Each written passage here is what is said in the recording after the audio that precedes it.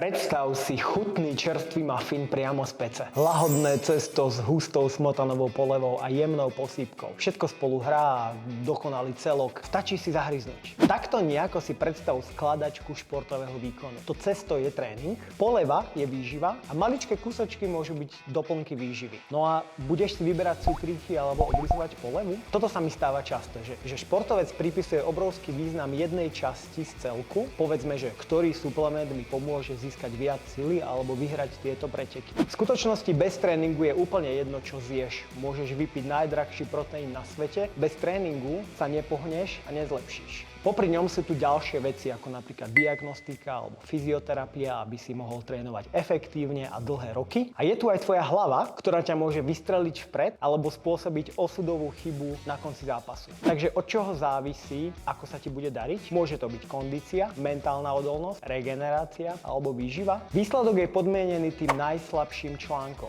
Keď ho nájdeš a cieľene s ním budeš pracovať, tak môžeš byť o mnoho lepší. Aký je tvoj najslabší článok? Napíš do komentára a pre ďalšie užitočné tipy sleduj tento profil.